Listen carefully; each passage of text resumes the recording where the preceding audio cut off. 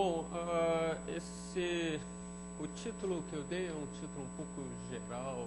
Eu acho que o título talvez não tenha sido os melhores, porque o que eu vou falar aqui é uma escolha de alguns tópicos, são assuntos ou sobre os quais eu trabalhei, ou sobre o qual pessoas próximas de mim trabalharam, ou assuntos pelos quais eu me interessei. Não estou de forma nenhuma com uma ambição de cobrir um assunto grande, tá? Então isso não é um curso como aquele que você faz na universidade, assim, um curso de análise que você faz para aprender os fundamentos do assunto. Isso aqui é mais um passeio. A gente vai ver alguns assuntos, mas eu acho que ele vai ter um pouco aquele papel, assim, como quando isso é uma coisa que acontece muito quando você lê um livro, né? Que aparecem aqueles personagens lá no início e no final você descobre, aquele cara, na verdade, era ele o mesmo cara que tinha feito não sei o quê, né? Tem um pouco esse efeito de juntar peças. Eu acho que a gente vai juntar certas peças de matemática que vocês conhecem, umas com as outras de formas um pouco surpreendentes, tá? Para quem fez só os cursos básicos do assunto. E os assuntos em questão, assim, mais sobre os quais a surpresa maior está pairando, são assuntos algébricos. Eu tenho essa crítica a muitos cursos de álgebra linear, que as aplicações de álgebra linear elas ficam extremamente limitadas. Elas ficam limitadas a coisas de geometria analítica, ou o que seja, assim. E quando eu falo em aplicações, eu não quero dizer aplicação no sentido de engenharia. Eu quero dizer aplicação no sentido de uma ideia se ligar com outra. Então pode ser aplicação em matemática pura. Tá? E nesse curso a gente vai ver aplicações de álgebra linear que, bom, são bem diferentes daquelas mais padrão que aparecem em quase qualquer lugar. E também de teoria de grupos e outros assuntos assim de álgebra elementar, que eu acho que também às vezes, infelizmente, os assuntos ficam muito separados uns dos outros. Você tem a sensação que teoria de grupos não tem nada a ver com álgebra linear não tem nada a ver com combinatória, as coisas não tem nada a ver umas com as outras. Então aqui esse cursinho, eu espero eu não tenho, como eu disse, essa ambição de que isso vai dar uma sólida fundamento, uma área importante, assim, mas eu acho que deve servir para dar essas coisas assim, de juntar as peças, né? Como quando se descobre que aquele cara, na verdade, era o mesmo que apareceu no início da história. E hoje eu vou começar com esse exemplo bem elementar aqui. Então vocês estão vendo aqui na minha mão uma caixa hexagonal de lado 5 e aqui dentro tem 75, se vocês contarem, pecinhas, bom, assim, né? Losangos formados por dois triângulos equiláteros. E se ele faria um efeito teatral aqui, eu jogar essas peças no chão e pedir para vocês montarem e contarem as peças, mas é um pouquinho longo o tempo, né? Acho que eu vou pular essa parte. E eu finge então que vocês jogaram no chão e armaram, e agora eu digo, observe, tem três posições possíveis, que são essa aqui, vamos chamar de horizontal, essa, que eu não sei como chamar agora, e essa. Três orientações diferentes. E agora se observa que o número é igual. nas três orientações. Tá? Tem 25, 25, 25. Aí joga no chão de novo, arruma de novo, 25, 25, 25, repete-se várias vezes, sempre dá 25, 25, 25. Né? Então, tem um docinho francês chamado calisson, que tem esse formato. Então, a gente pode chamar isso do problema dos calições. E ele está enunciado aí, né? Que ao preencher uma caixa hexagonal como essa, de lado N, com calições, que são pecinhas como essas que vocês acabaram de ver, que você sempre tem N ao quadrado calições em cada uma das três posições possíveis. Talvez valha a pena a gente ver por que N ao quadrado, né? Que esse número é bastante óbvio, porque tem uma arrumação muito óbvia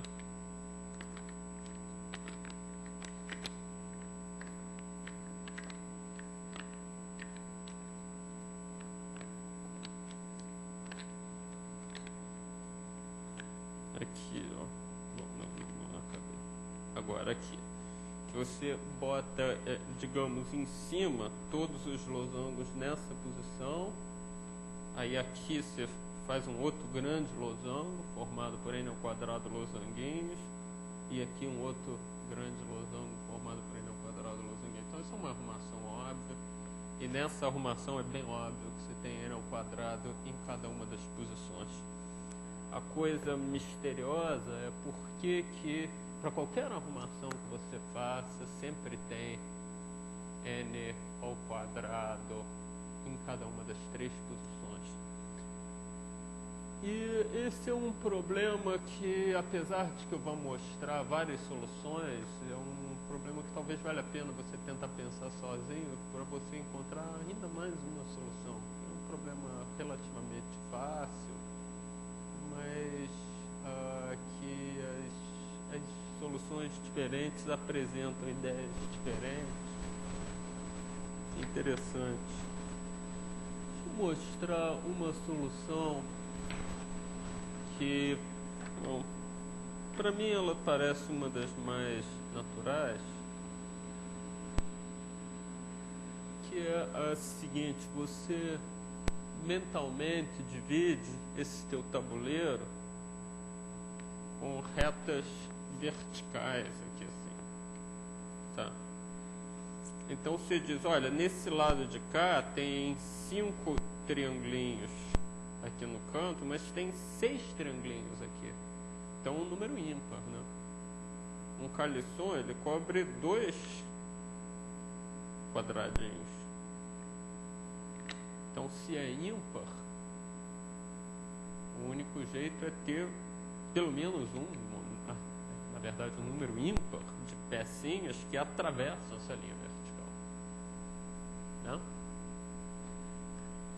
Bom, agora essa segunda fatia aqui, ela era ímpar, ficou par, né? Você pode pensar, beleza, ficou par, então talvez eu consiga cobrir na vertical e não tem interseção nenhuma. Mas se você pensar com um pouquinho mais de cuidado, você vê que sim, ficou par, mas ficou par com 2 pedaços ímpares. Porque esse cara aqui, cadê o laser? Esse cara aqui, né?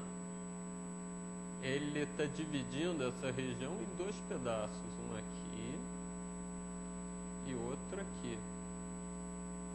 Cada um desses 2 pedaços tem um número ímpar de triângulos. Então não adianta que a total seja par, porque você não pode ter uma pecinha juntando um triângulo de cima com um triângulo de baixo. Então você tem que ter pelo menos 2 caras atravessando essa linha. Bom, e assim por diante, você continua fazendo essa contagem. Uma vertical com pelo menos 1, uma vertical com pelo menos 2, uma vertical com pelo menos 3. Repete o mesmo argumento vindo pela outra ponta. 1, 2. Chega em N no meio. Agora, se soma esses números todos e se descobre que existem pelo menos n ao quadrado losanguinhos na posição horizontal, que é a posição que está pintada de amarelo aqui. Tá? Agora, se tem maior ou igual que n ao quadrado 3 vezes e tem que somar 3n ao quadrado, então tem que ser igual. Tem que ser exatamente igual a n ao quadrado 3 vezes. E, portanto, todas essas estimativas que a gente fez, elas têm que ser justinhas, né? Esses maior ou igual a 1, maior ou igual a 2, eles têm que ser, na verdade, igual a 1, igual a 2, e assim por diante. Bom, muito bem. A gente não vai seguir o ponto de vista de que a gente já resolveu o problema e a gente está satisfeito. A gente quer testar ideias diferentes. Então está aqui uma outra ideia, que é a ideia de ver faixas. Tá? Então, nessa ideia, você olha para uma cobertura. Eu fiz um desenho aqui, mas eu achei que o meu desenho não ficou tão bom quanto eu esperava que ele ficasse. Você vê esses caras aqui horizontais como obstáculos, digamos. Tá? E você vê os outros calições formando faixas. Tá? Não sei se é melhor ver aqui ou se é melhor ver talvez aqui na primeira transparência. Talvez eu deva sobrepor as duas assim. Acho que sobrepor talvez seja uma boa ideia. Então olha aqui, você vê uma faixa aqui assim, ó, você começa aqui e vê a aresta paralela a ela, o mesmo calições, sai por ali, tá? A formiguinha que entrou por aqui, ela sai por aqui, ela entra por aqui, sai por aqui. A formiguinha vai andando até que ela sai lá do outro lado, tá? E você começa com N formiguinhas. Cada uma delas desenha uma faixa. Vocês concordam comigo que é óbvio que o tabuleiro se divide em N faixas? Porque não tem como uma faixa parar no meio, né? Se a formiguinha veio andando aqui, que poderia jamais acontecer para a faixa deixar de existir aqui? Nada, né? Tem que ter alguma peça ali do outro lado. Essa peça, obviamente, não pode ser horizontal, porque senão ela não podia estar encostada nessa aresta vertical. Então, ela ou é dessa orientação aqui, ou é dessa orientação aqui. Então, vou continuando por ela até chegar aonde? Aonde que eu vou chegar? Bom, o único lugar que eu posso parar é aqui, né? E tem 5 caras começando aqui, 5 caras acabando aqui. Eles não podem cruzar. Então tem 5 faixas. Ou N faixas, né, em geral. E, bom, eu digo que isso também torna as coisas óbvias. Por exemplo, porque eu posso contar em cada faixa, nessa primeira faixa aqui, eu sei que ela tem que começar e acabar na mesma altura. Então eu sei que ela tem que ter o mesmo número de pecinhas nessa orientação que nessa orientação. Tá?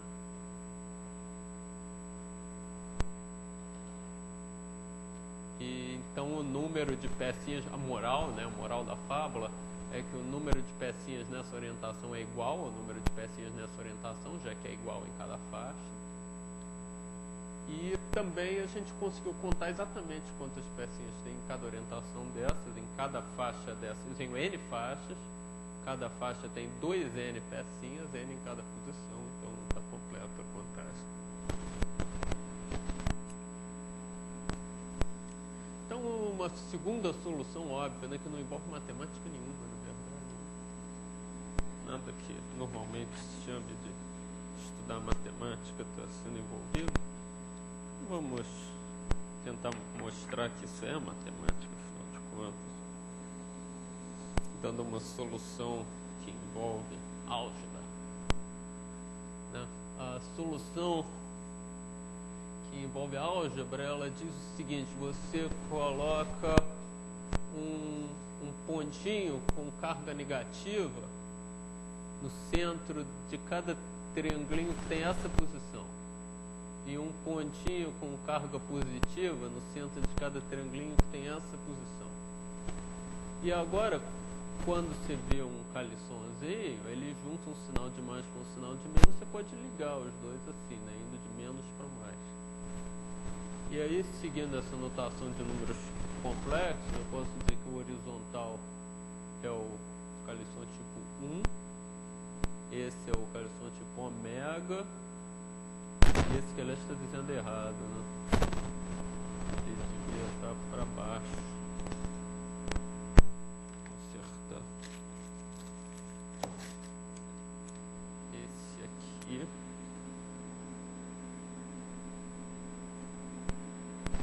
é o calição tipo ômega ao quadrado.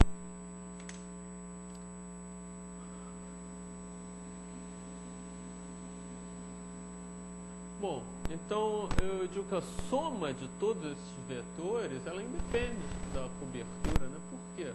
Porque ela nada mais é do que a soma de todos os centros de triangulinhos positivos, menos dos baricentros, digamos, dos triangulinhos positivos, menos a soma de todos os baricentros dos triangulinhos negativos. Então essa soma, seja lá o que ela for, ela independe da cobertura, porque eu acabei de dar uma descrição que não tem nada a ver com a cobertura, né? Então, olhando para uma cobertura fácil, aquela que eu descrevi no início, por exemplo, a gente pode ver que essa soma dá zero. Então, portanto, ela dá zero sempre, né? Então, eu tenho o número de caras na posição 1 mais o número de caras na posição ômega vezes ômega, mais o número de caras na posição ômega ao quadrado vezes ômega ao quadrado tem que dar zero. Então, esses três números são iguais. Agora,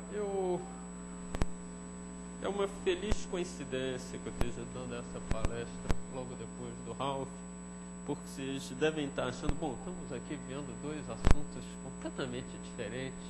Jamais essas duas palestras poderiam ter alguma coisa a ver uma com a outra.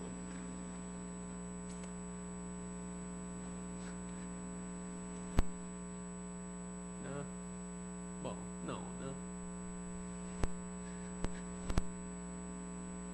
Eu acho que essa figura, ela, bom, não é tão caprichada quanto a do Ralph, mas eu acho que ela é bem menos ambígua do que a velha olhando para frente e a mocinha olhando para trás, né? É irresistível olhando para isso, você vê uma pilha de cubos. Não? Alguém não viu uma pilha de cubos aí? Né? O topo, talvez você consiga ver a coisa côncavo convexa, né? Se você quiser realmente ver uma ilusão de ótica aqui, mas não é necessário a gente levar a analogia entre as duas palestras tão longe. Vamos combinar que isso aqui, esse branco aqui, vermelho aqui e amarelo aqui, são paredes de uma caixa, tá? Então a gente está vendo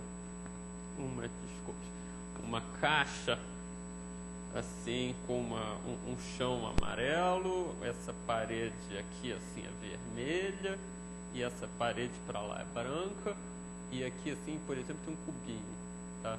A face de cima do cubinho é amarela, a face que está aqui assim, né, do cubinho é vermelha, e a face que está aqui assim do cubinho é branca, tá? Então não vejam coisa pelo avesso, por favor.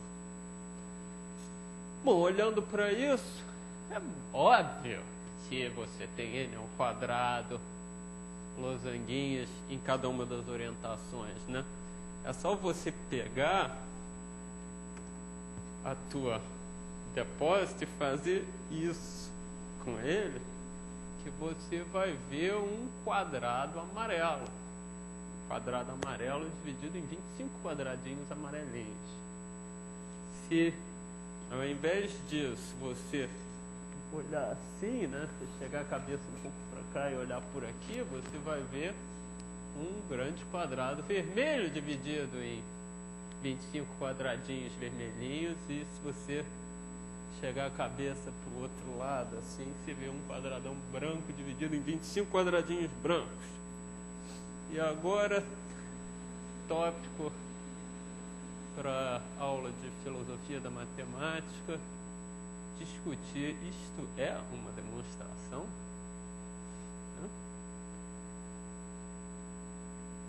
Não sei, né? Tenho certeza se isso é ou não é uma demonstração. Certamente é um argumento bastante convincente, né? Mas demonstração no sentido técnico, bom, é óbvio que não é, mas as outras também não é, não. A gente raramente vê uma demonstração no sentido técnico, lógico do termo, né? Lógica de primeira ordem. O que você vê é uma explicação para humanos, não é uma demonstração em lógica de primeira ordem que... Então isso... Agora eu acho que aqui a gente está indo... Eu vou dar aqui uma opinião sem ter uma pretensão de estar esgotando esse assunto que ficou aí para a aula de filosofia de vocês. Meu voto é que isso não é uma demonstração. Meu voto é que isso é um argumento extremamente convincente. Isso é uma ideia de uma demonstração. Agora, meu argumento é que isso não é uma demonstração. E eu invoco a palestra do Ralph a meu... como é que se diz? Como testemunha no julgamento a favor da minha causa, de que isso não é uma demonstração, porque quem me garante que isso não é uma escada de Escher ou uma daquelas espirais que espiralam sem espiralar, ou uma ilusão de ótica perversa dessa natureza? Gente, uma demonstração matemática não deveria depender de ilusão de ótica ou a falta dela, né? Agora, o verdadeiro motivo pelo qual... o verdadeiro motivo é um pouquinho diferente. O verdadeiro motivo pelo qual eu quero dizer que isso não é uma demonstração é que eu quero tornar isso uma demonstração.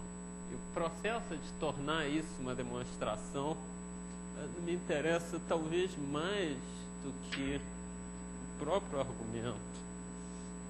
Então vamos fazer isso virar uma demonstração. Como é que a gente pode? Vamos, antes de eu botar a transparência, vamos pensar um pouquinho. O que você faria se você tivesse essa ideia e aí você encontra um chato que diz para você que isso não é uma demonstração, que ele quer uma demonstração? O que você faria? Você faria o que? Projeção? Querendo dizer o que exatamente? Não sei se eu entendi. Quer dizer, se você faz assim, né? Quer dizer, você está querendo ver isso como... Bom, isso originalmente é bidimensional. Aí você viu, né, o teu cérebro lá em algum lugar daquele diagrama que o Ralph mostrou, botou uma terceira dimensão que não estava lá. E agora você quer projetar de novo para duas dimensões de um outro jeito para ver um quadrado, né? Mas digamos que o teu interlocutor diz: não faça esse jogo, eu olho para isso e não vejo três dimensões, é mentira, não tem cubo nenhum, tem uma transparência, tem um hexágono, tem losangos, não tem cubo. O que você faz? Né? Bom, eu não sei o que vocês fariam, mas o que eu faria seria dizer: olha, você não vê um cubo aí? Tudo bem, paciência, você é meio burrinho, mas eu eu sou muito paciente, muito bondoso, eu vou te dar os cubos de um jeito que você não tem como recusar. Eu vou dar coordenadas para eles. Eu vou botar 3 eixos coordenados, x, y, z, tá? E cada um desses vérticezinhos vai ganhar coordenadas, tá? Agora, você que está com essa grande má vontade aí de não querer ver a coisa tridimensional, você talvez tenha um pouquinho mais de dificuldade em ver as coordenadas. Mas nós que temos o cérebro em bom funcionamento aí, na nossa parte de computação gráfica e visão computacional, ou seja, a gente vê que a coordenada desse cara aqui é 0, 1, 2. Olha aqui. Isso aqui está no plano YZ, ó, a coordenada X é 0. A coordenada Y1, olha aqui, eu andei um espacinho aqui. Né? E a coordenada Z2, ó, aqui você não vê diretamente, mas lá atrás tem um vértice na posição 0, 1, 0, no eixo Y. Eu subi um espaço aqui, subi outro espaço aqui, a coordenada Z2. Ou talvez seja mais prático, em vez de invocar vértices invisíveis, você começar aqui, né? Esse ponto aqui é o ponto 0, 2, 0. Mas a gente não está tão interessado nas coordenadas x e y, essa a gente já entendeu. A gente está interessado na coordenada z. Então a coordenada z aqui é 0. Subiu para 1, manteve-se igual a 1 e subiu para 2. Tá? Então vamos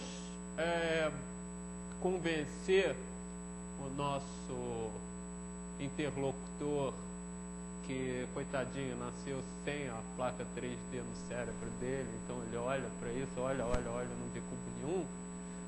Vamos convencê-lo botando essas coordenadas. Né? Então, talvez, junto com essa figura, a gente devesse discutir exatamente o que é a figura original, né? Se o que a gente tem na nossa cabeça é uma pilha de cubos, o que a gente tem na transparência é uma projeção, mas não é uma projeção qualquer. É a projeção no plano x mais y mais z igual a 0. Tá? Porque o cubo ele é visto exatamente de frente, né? Então esse vértice aqui está esse vértice aqui que você vê, ele está exatamente na frente do vértice que você não vê, que está nos fundos do cubo, né? E por isso que ele fica um triângulo, um hexágono, perdão, regular. Então aqui embaixo vocês veem as coordenadas de verdade, digamos, né? As coordenadas na transparência, né? Eu quase falo no papel o tempo todo, né? Se eu falar papel, vocês entendem, né, o que eu quero dizer. Na transparência, as coordenadas de verdade são essas aqui, né? Esse é o plano x mais y mais z igual a 0. Então esse pontinho aqui, 0, 1, 2, ele foi projetado para esse ponto aqui, o ponto menos 1, 0, 1. Tá? E assim por diante os outros exemplos, né? Esse ponto 1, 1 aqui, por exemplo, ele foi projetado na origem, ponto 0, 0, 0. Então isso não é o jeito usual de botar coordenadas no plano, mas é um jeito que eu acho que a gente entende facilmente. Tá? E tem uma tradução fácil que eu não vou fazer entre coordenadas assim, né? E as coordenadas x e y com aqueles eixos ortogonais que vocês estão mais acostumados. Mas enfim, qual é o grande barato dessa figura? É ver o que falta. O que é que o teu cérebro botou quando você olhou para cá e disse: Eureka! e viu uma figura tridimensional, o que foi que o teu cérebro botou a mais? O que teu cérebro viu que a transparência não viu? Ele viu o que eu vou chamar de altura, que é se você quiser, o valor de x mais y mais z. Talvez você quisesse botar um raiz de 3 aí, um troço qualquer para ser literalmente a altura euclidiana, né? Mas a gente não vai se preocupar com um fator de escala desse. Então a altura, moralmente, para a gente é x mais y mais z. Então está faltando a altura. Em outras palavras, está faltando explicar para esse pobre rapaz que é incapaz de ver uma pilha de cubos aqui, está faltando para ele explicar para ele como ver quem são a altura desse pontinho aqui, ó. Eu que entendo a figura, eu sei que é 5, mas eu vou te dar uma explicação de por que é 5. Aqui é 5, aqui é 6, aqui é 7 e assim por diante, né? Vamos ver exatamente como dar essa explicação.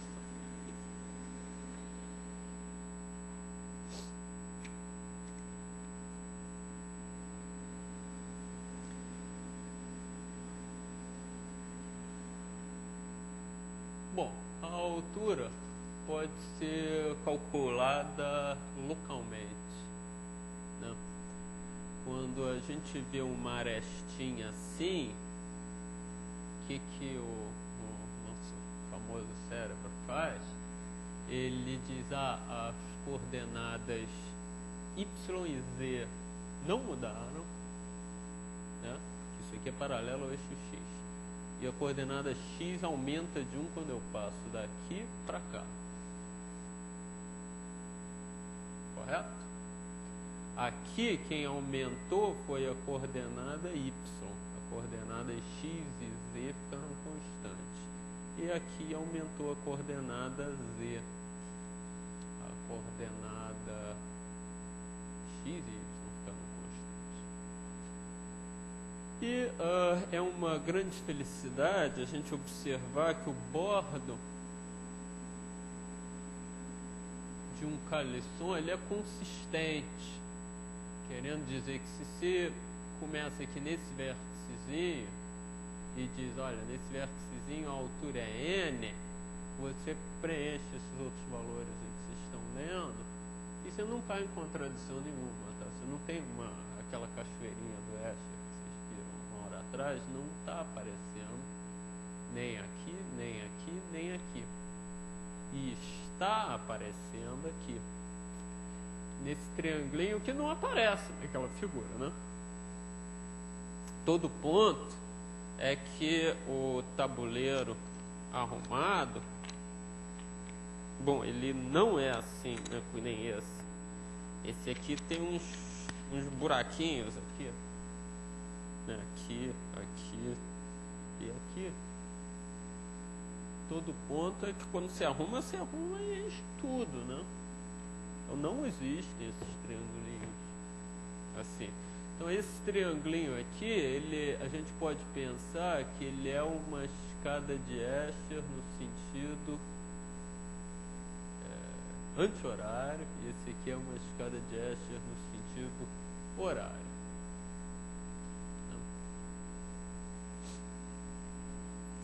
Agora, quando a gente bota essa figura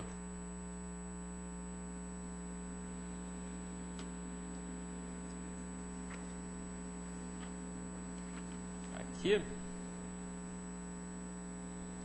e sai preenchendo a função altura, eu afirmo que a coisa é consistente, né?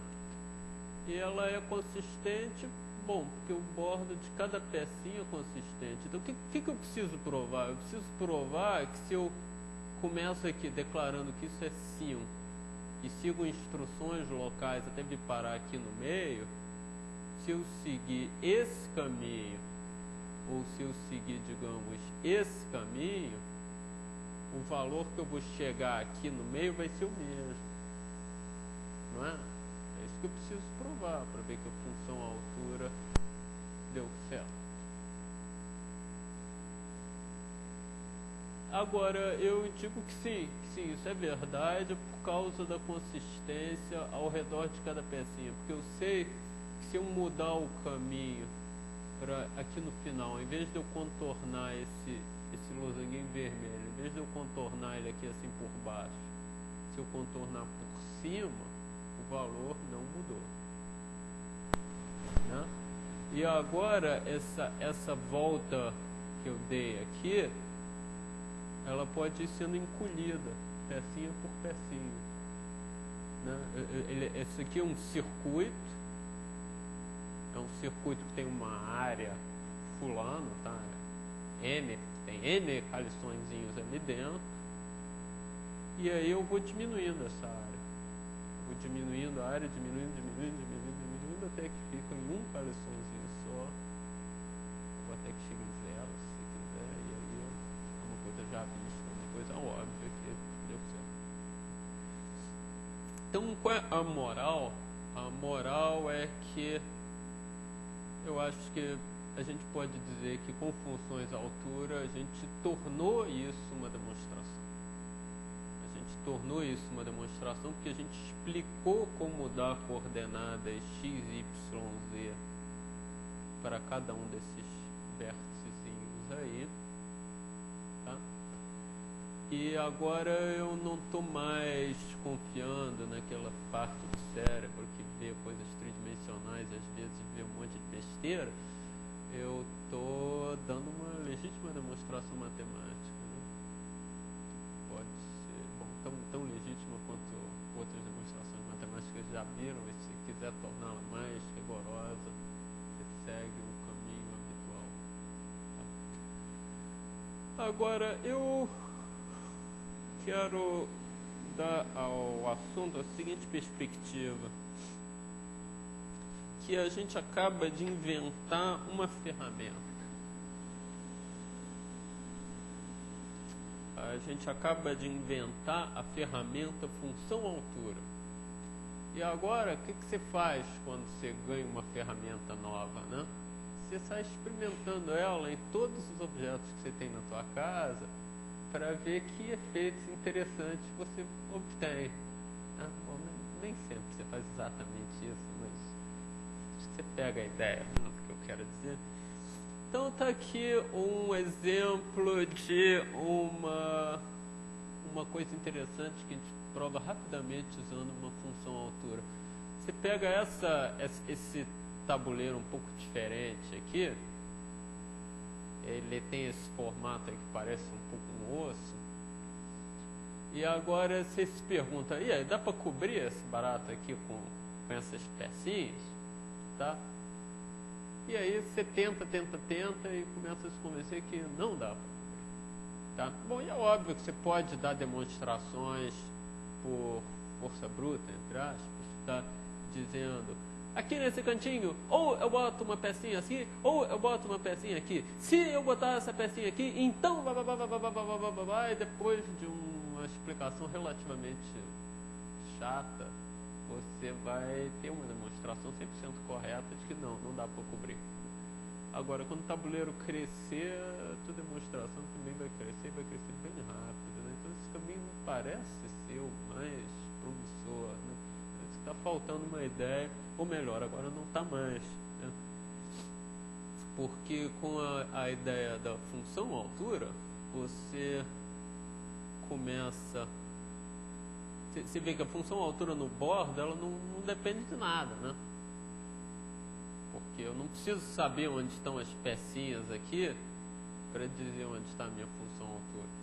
Então eu posso ir dando essa altura aqui no bordo, com esses valores que vocês estão vendo aí, e aí eu observo que aqui no meio, que aliás é onde você vai encontrar dificuldades quando você tentar cobrir, vai ser que ali no meio parece ter tipo um gargalo, né? Aqui no meio você começa a ver por que tem alguma coisa errada. Porque tem esse salto de 0 para 4. Isso está errado. Não tem como você ter um salto de 0 para 4, um salto de tamanho maior do que 2 quando você tem uma cobertura, né? Deixa eu voltar para a transparência anterior, talvez.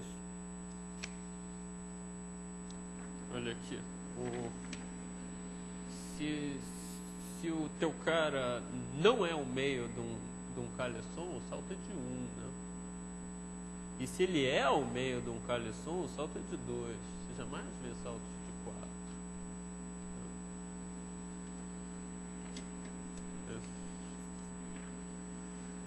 Então, qual é a moral? Se um salto de 4 ali está errado.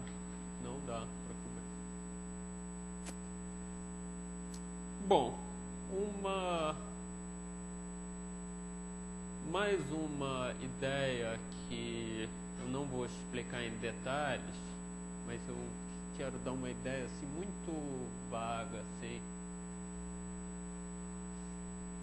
É a ideia de que a partir de funções à altura você consegue um algoritmo, e um algoritmo rápido, tá? Não é um algoritmo de tempo exponencial, óbvio, que é sair testando tudo freneticamente.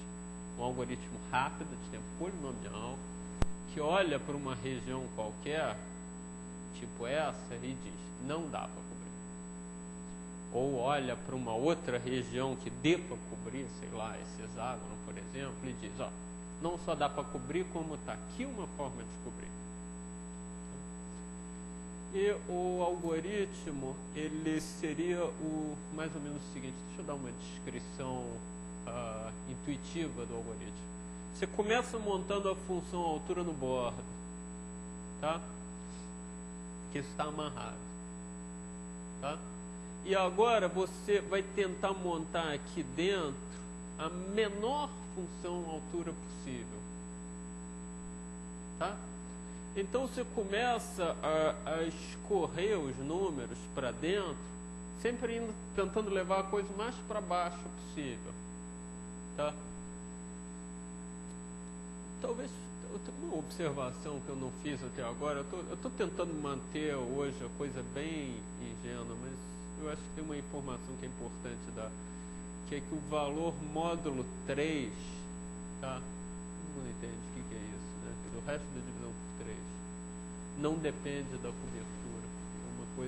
É uma dessas coisas assim totalmente plana, né? Que aqui nessa classe de pontos aqui, ó, pique, pique, pique, pique, pique, pique, pique, pique. Nessa classe eu sou múltiplo de 3. Tá? Tem essa outra classe aqui, pique, pique, pique, pique, pique, pique, pique, que eu sou congruo 1 módulo 3 e a terceira eu sou congruo 2 módulo 3. Tá? Bom, então o valor módulo 3 você já sabe, né? Então você olha para esse vértice aqui, você pensa que qual é a coisa mais baixa que eu posso possivelmente botar aqui? Aí você diz, ó, eu tenho vizinhos 1 e 2, então a coisa mais baixa possível que eu posso botar ali é 0. Eu já sei que eu estou na classe de congruência do 0. Aqui eu tenho vizinhos 2 e 3, a coisa mais baixa possível que eu posso botar é 1.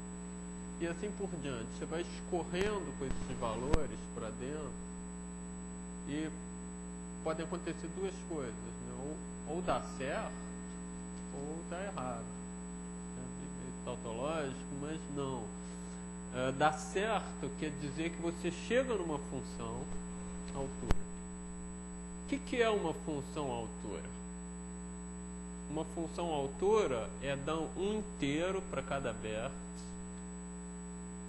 com o valor módulo 3 correto e tal que dois vizinhos nunca diferem de mais do que 2. Tá? Isso é uma descrição de função altura que não depende de coberturas, né? Uma descrição completamente abstrata do que é uma função altura. Agora, se eu montar uma função altura nesse sentido, é fácil, depois disso, montar a cobertura. Eu só tenho que procurar diferenças 2 Eu tenho um exemplo de uma função altura aqui.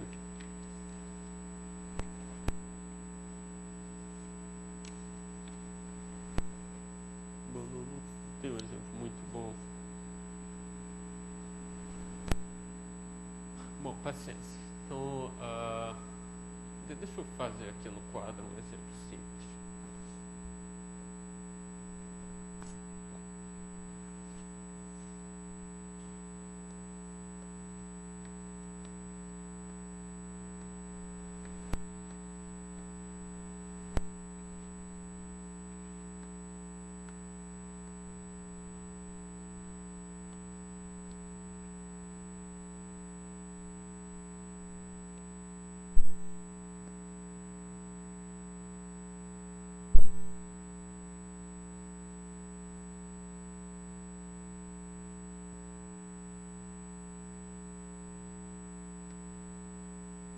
Bom, está aqui um exemplo simples de um comecinho de função altura, que ele tem as propriedades que eu falei, tá? Dois pontos vizinhos, eles têm o valor correto, módulo 3, e dois pontos vizinhos nunca diferem de mais do que 2. Aí quando você vê isso, você vem aqui com o giz de outra cor, e você vê, ó, onde tem uma diferença de 2, é porque isso é o eixo de um calisson. Tá, então tem um losanguinho aqui, então tem um losanguinho aqui, tem um losanguinho aqui, tem um losanguinho aqui, e outro aqui, e outro aqui, e outro aqui. Tá? Então, a partir da função altura, você recupera a cobertura. Então você vai montando essa coisa, você acaba ou chegando numa função altura que respeita essas regras todas e portanto te dá uma cobertura, ou você chega numa contradição, como aqui, né? Você chega com aqui, mas peraí, tá errado, por aqui tem que ser maior ou igual que fulano, por aqui tem que ser menor ou igual que fulano, então melou, não vai dar. Então você tem uma contradição, você provou que não tem. E o tempo é basicamente o tempo de varrer o que tem ali dentro, um número pequeno de vezes.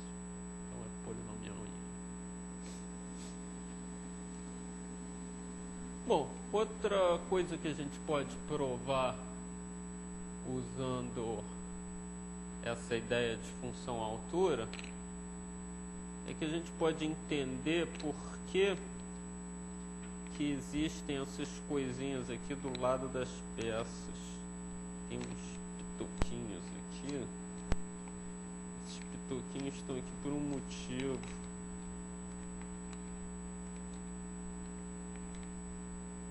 Que é o seguinte, eu já vou mostrar para vocês. Bom, eu ganhei esse tabuleiro aqui com essa arrumação. E agora eu gostaria de arrumar com aquela arrumação trivial. E eu não quero fazer essa zona de jogar todas as peças no chão e recolocá-las de novo. Então uma ideia que eu posso ter é a seguinte, ó, vamos pegar eles de 3 em 3. Eu vou procurar coisas que estejam erradas. Aqui, por exemplo, talvez esteja errado. Eu boto aqui, 3 em 3, eu boto assim, pá. Isso eu chamo de um flip. Tá? Então uma pergunta seria, olha, tá aqui o teu tabuleiro, será que você consegue mexer de qualquer coisa para qualquer outra coisa por flips? Isso parece esses quebra-cabeças em que tem uns carrinhos assim, que você tem que tirar o carrinho que está lá no meio, e aí os outros caras no meio do caminho estão atrapalhando. E muitos desses problemas são extremamente difíceis, né? Você tem que dar uma volta enorme para tirar o cara. Agora aqui a ideia de função altura, ou a nossa maravilhosa visão tridimensional, ela trivializa o problema. Porque você diz, olha, você quer ir para aquela configuração inicial, aquela configuração inicial se chama caixa vazia. Né? Então você vai e tira um cubinho. Depois de tirar um cubinho, você vai e tira outro cubinho. E assim por diante, até não sobrar mais cubinho nenhum.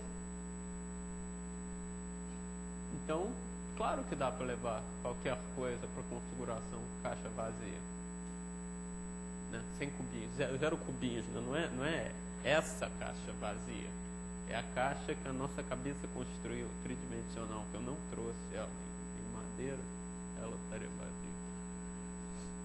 Então, quantas jogadas você precisa, você só tem que fazer um desses exercícios de, bom, sei lá, de quê? De contar quantos cubinhos tem aí, né? Problema fácil. Ou digamos que você tenha duas configurações irregulares, digamos, como essa, e você quer ir de uma para outra. Quantos movimentos você precisa fazer? Você só tem que ver quais cubinhos estão numa e quais cubinhos não estão na outra e ir botando e tirando. Bom, eu disse que quando você ganha uma ferramenta nova, você sai testando ela em todos os lugares da casa e eventualmente você pode descobrir que aquela batedeira de ovos é ótima para coçar as costas, né?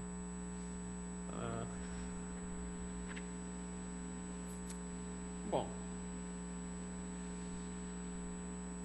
eu acho que nenhum de vocês, olhando para essa figura, vê uma coisa tridimensional.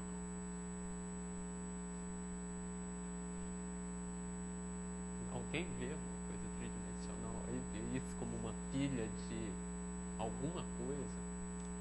Não. Não. Eu nunca conheci uma pessoa que, olhando para isso, dissesse: ah, mas isso aí é uma pilha de... Nunca vi. Tá. Agora, isso é por causa das especificações de fabricação do nosso cérebro, tá? Por algum motivo a gente vê cubinhos com muita facilidade e tem uma peça aqui sim que está sendo empilhada, só que a gente tem dificuldade em vê-la. A gente não vê essa peça espontaneamente como a gente vê o cubinho. Se não acredita, está aqui a descrição de como obter.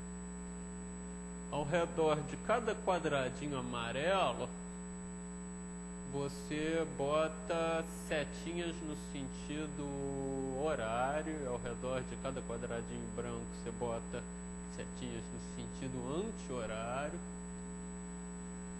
Quando dois quadradinhos, horário e anti-horário, ficam vizinhos um ao outro, maravilha, as coisas ficam consistentes. Então, se eu pego aquele tabuleiro quadrado ali e cubro ele com dominós, retanglinhos, assim, 2 por 1, eu posso sim definir uma função altura, que está aqui, né? E agora, vendo essa função altura, eu posso te dizer: escuta, se você não tem a visão tridimensional suficiente para ver isso como uma coisa tridimensional, o problema é teu, tá? Tá aí a descrição. O que é uma função altura? É uma função que dá um inteiro para cada vértice, que eles têm os valores certos módulo 4, e dois caras vizinhos diferem no máximo por 3. Tá?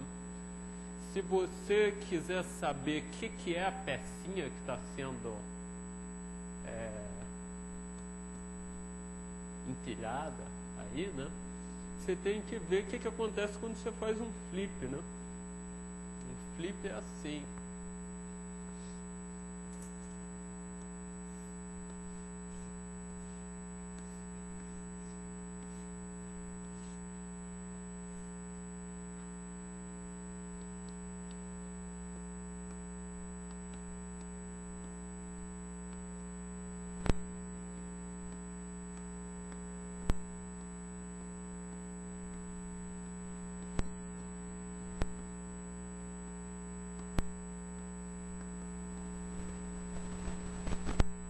Mudei uma única posição da minha função altura, só aquele vérticezinho que está ali no meio, tá?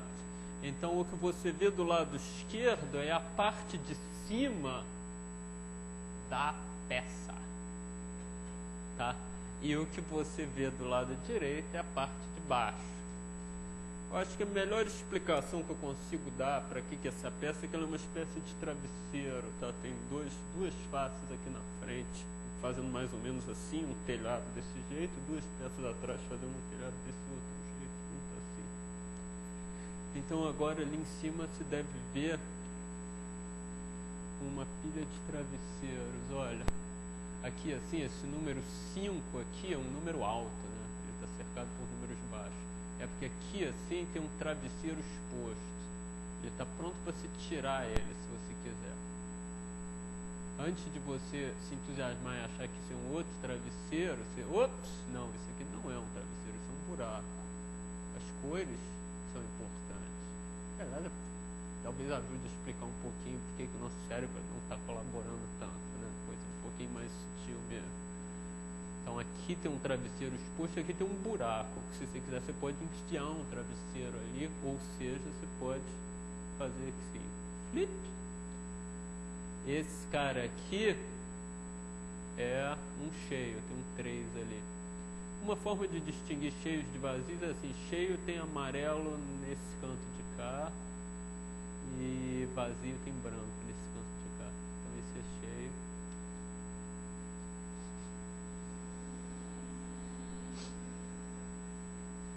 Bom, o que a gente aprendeu com isso?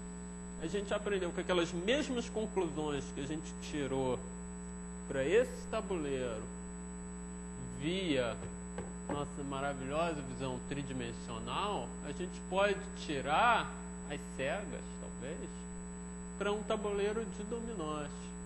Tá? Por exemplo, você gostaria de arrumar aquele tabuleiro ali, botar, sei lá, todos os dominós horizontaizinhos. Será que é possível fazer isso com flip, mexendo 2 caras de cada vez? Resposta, claro que é. Você pode fazer isso, por exemplo, do seguinte jeito. Ali é uma caixa com umas almofadas, né?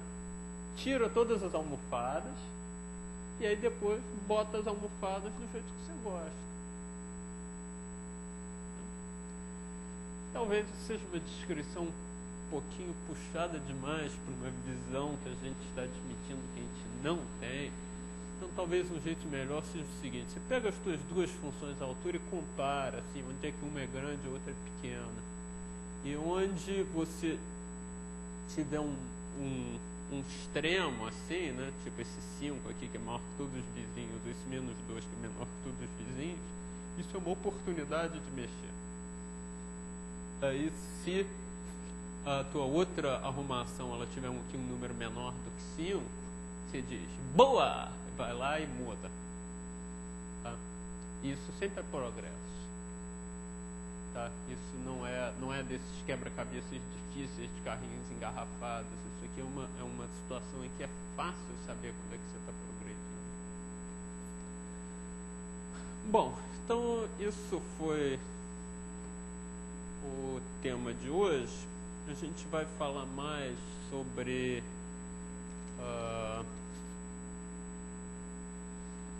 coberturas por dominós e losangos ao longo da semana. A gente vai aprender a contar, a gente vai aprender a fazer várias outras coisas.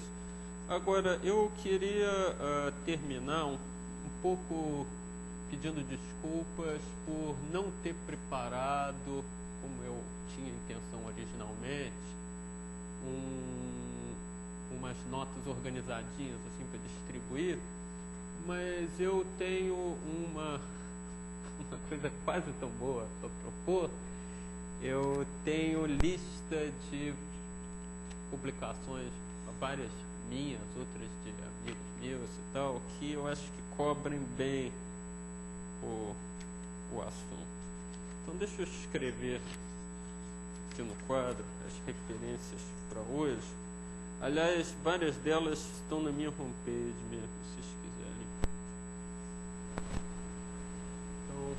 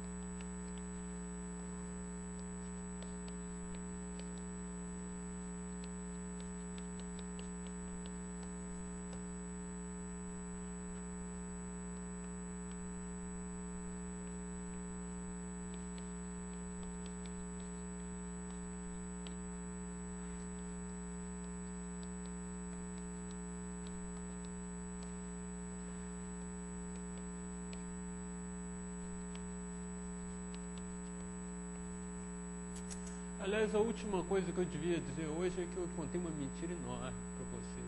Bom, não mentira, mas eu enganei vocês. Eu dei a entender muito fortemente que essa ideia de função-altura para dominós, ela tinha nascido como uma analogia da função-altura para calições, né? Que alguém tinha pegado a ferramenta nova que tinha inventado, que era a função-altura disso, tinha tentado usar ela em outro lugar da casa e tinha descoberto essa maravilhosa função-altura para dominós. Isso não é de fato o que aconteceu, né? A história verdadeira vocês vão aprender amanhã, tá?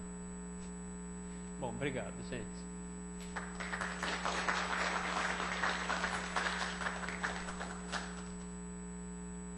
A história verdadeira está no segundo artigo, aliás.